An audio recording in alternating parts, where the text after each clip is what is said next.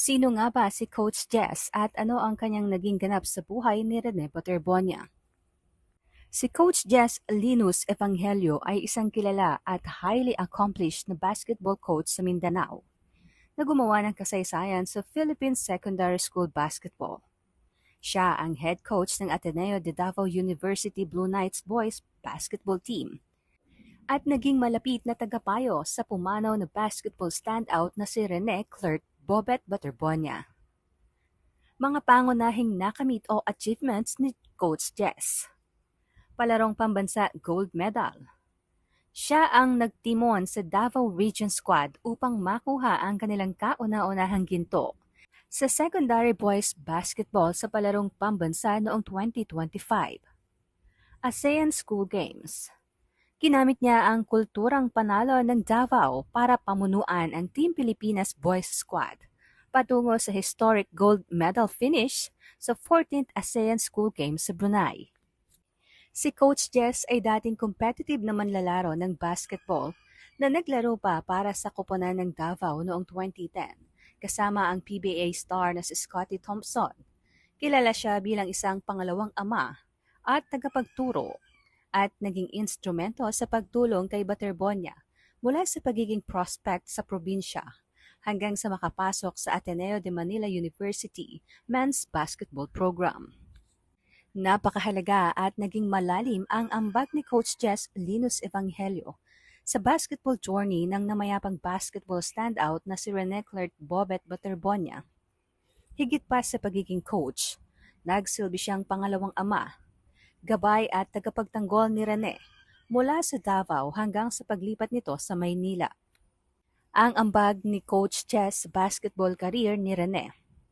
Paghubog ng potensyal.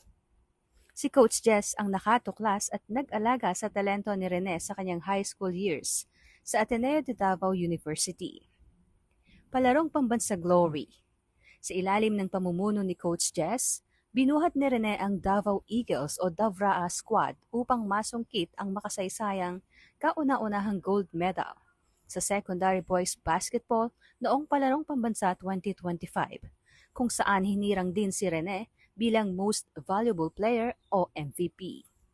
At dahil nga sa paggabay ni Coach Jess, napansin ang galing ni Rene sa pambansang antas na naging daan upang makuha siya bilang prestigyosong recruit ng Ateneo de Manila University o ADMO Blue Eagles para sa UAAP. Gaano nga ba kalapit si Coach Jess at si Rene? Higit pa sa mag-coach. Araw-araw na samahan. Ayon mismo kay Coach Jess sa kanyang emosyonal na pahayag sa isang interview. 2 taon silang magkasama araw-araw ng walang patid. Mula sa 5 araw na practice hanggang sa laro tuwing dulo ng linggo upang abutin ang kanilang mga pangarap. Madalas niyang tawaging kapatid o brother si Rene. Nang umalis si Rene patungong Maynila para sa kolehiyo, inamin ni Coach Jess na lubos siyang nasaktan dahil hindi na niya ito makakasama araw-araw. Ang huling pangarap ni Rene. Sa kanilang mga huling pag-uusap, laging binabanggit ni Rene kay Coach Jess na kaya siya nagsisikap sa Maynila ay dahil gusto niyang makatulong at maiahon ang kanyang pamilya sa Agusan del Sur. At bilang pagpupukay sa kanilang walang kapantay na samahan at sa legasiya ng manlalaro, opisyal na inihayag ni Coach Jess na ireretiro na ang jersey number 2 sa Ateneo de Davao at wala nang iba pang gagamit nito dahil ito ay habang buhay ng pagmamay-ari ni Rene. Nang maganap ang trahedya kung saan nasawi si Rene sa isang team building activity noong June 2026, si Coach Jess ang isa sa mga unang lumipad patungong Manila at personal na sumubaybay sa burol nito, habang nananawagan din ng hustisya at mas mahigpit na safety protocols para sa mga atleta. Makikita rin sa social media kung gaano talagang kalapit si Coach Jess at si Rene Clerk Baterbonia.